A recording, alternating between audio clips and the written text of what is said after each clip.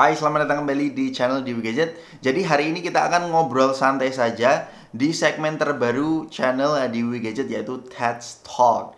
Jadi di format ini kita tidak akan memberikan yang namanya footage seperti biasanya saya mengambil footage. Di sini kita akan ngobrol santai saja dan bertukar pikiran dengan kalian. Jadi kemarin ya ada perilisan dari Xiaomi Indonesia. Lebih tepatnya tanggal 15 Juni 2021 jam setengah 8 malam, dan ada dua HP yang dirilis, yaitu Mi 11 Lite dan Mi 11 Ultra. Mi 11 Lite kita tidak akan ngomongin ya, karena kita nanti akan mencoba membahas dan membandingkan dengan Redmi Note 10 Pro. Tetapi hal yang membuat saya tertarik adalah Mi 11 Ultra. Yang pertama adalah harganya.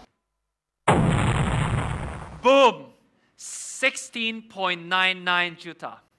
Jadi harga dari Mi 11 Ultra ini membuat saya shock ya. Ini konotasinya sedikit negatif karena Mi 11 Ultra yang ada di Indonesia itu dihargai atau dibanderol dengan harga 17 juta atau 16.999.000.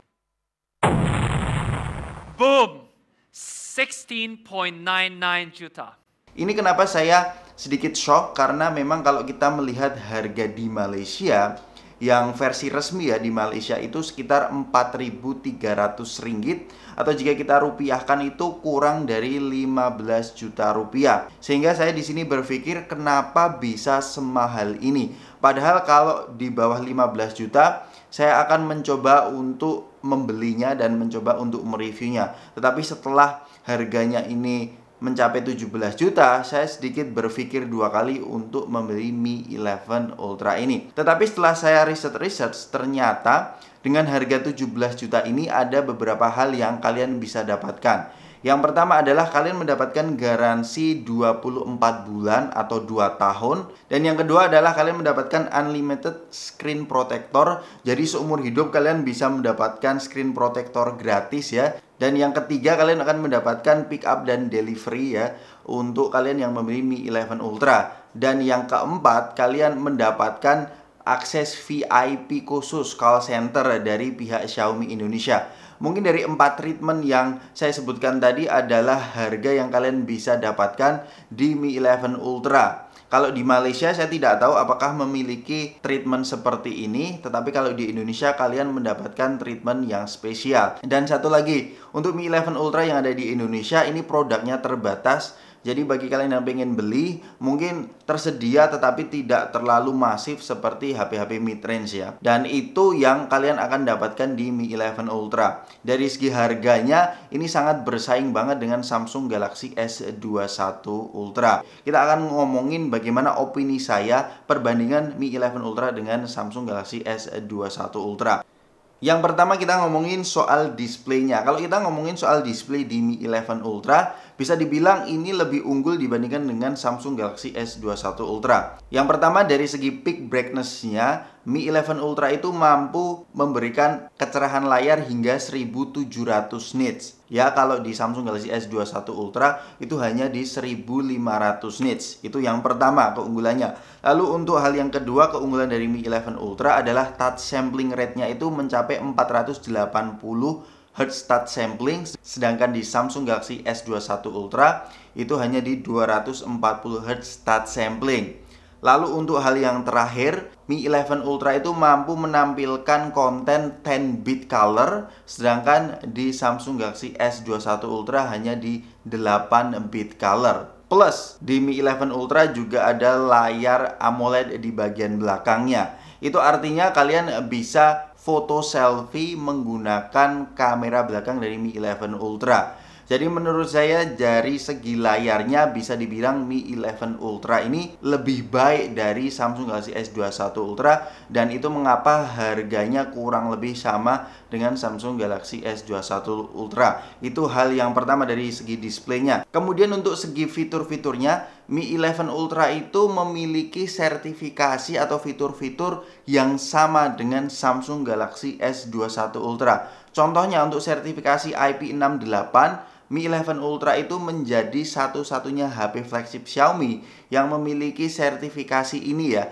Kalau kita melihat di Mi 11 itu belum ada. Ini mengapa Mi 11 Ultra bisa dijuluki true flagshipnya dari Xiaomi. Lalu untuk stereo speakernya ini sudah dituning dengan Harman Kardon. Untuk haptic feedbacknya saya yakin Mi 11 Ultra menggunakan motor vibration yang kelasnya atas banget. Bahkan di Redmi Note 10 Pro itu haptic feedbacknya juga sudah bagus. Saya tidak meragukan untuk haptic feedback di HP-HP Xiaomi. Untuk fitur-fiturnya ini memang no debat banget ya. Kemudian kita ngomongin hal yang lain seperti masalah baterainya. Untuk baterainya, ini Mi 11 Ultra memiliki kapasitas yang sama juga ya dengan Samsung Galaxy S21 Ultra, yaitu 5000 mAh. Tetapi ada beberapa sedikit yang unggul di Mi 11 Ultra. Yang pertama dari kemampuan chargingnya yang 67 Watt. Ini untuk pengecasannya saya rasa jauh lebih cepat di Mi 11 Ultra ketimbang Samsung Galaxy S21 Ultra. Dan tidak hanya di situ ya, untuk masalah baterainya, di dalam boxnya itu Mi 11 Ultra sudah terinclude fast chargingnya. Dan bahkan untuk wireless chargingnya itu juga sudah mendukung sama 67 Watt. Kemudian untuk segi kameranya Mi 11 Ultra itu kalau kita melihat secara hardware-nya, itu generasi dari sensornya itu di atas dari Samsung Galaxy S21 Ultra. Itu GN2 itu justru malah sensor dari Samsung. Karena memang GN2 ini adalah generasi terbaru,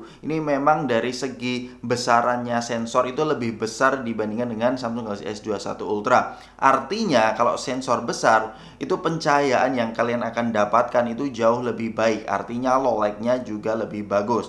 Tetapi kita tidak bisa membandingkan dari hanya segi hardware-nya saja. Kita hanya bisa membandingkan kalau kita benar-benar memegang HP-nya. Kebetulan saya belum bisa memegang HP kedua device ini ya. Jadi semoga saya bisa mereview head to head antara kedua HP ini dengan cara saya sendiri. Tetapi saya penasaran banget bagaimana kualitas dari Mi 11 Ultra kalau kita hands on ya dengan sensor yang baru itu. Jadi menurut opini saya, dengan harga 17 juta yang ada di Mi 11 Ultra, ini menjadi D5 bagi Mi fans yang biasanya stigmanya bahwa HP-HP Xiaomi itu memberikan penawaran harga murah namun spesifikasinya tinggi. Tetapi dari apa yang sudah saya sampaikan tadi, memang dari segi fitur-fiturnya, kualitas layarnya, bahkan sertifikasi baterainya, itu memang bisa sangat head to head dengan Samsung Galaxy S21 Ultra atau bahkan iPhone 12 Pro atau 12 Pro Max. Dari segi harganya ini memang reasonable banget. Ini membuktikan bahwa Xiaomi tidak main-main ketika membuat HP ya. Jadi mereka pede ya dengan apa yang ditawarkan di Mi 11 Ultra. Menurut kalian bagaimana nih Mi 11 Ultra? Apakah kalian rela untuk mengeluarkan uang 17 juta untuk membeli brand yang namanya Xiaomi? Kasih tahu kita di kolom komentar di bawah, sharing-sharing saja. Dan bagi kalian yang suka dengan konten sharing seperti ini, kalian bisa like video ini. Kalau nggak suka, kalian bisa dislike saja. Sampai ketemu di review selanjutnya. Peace out.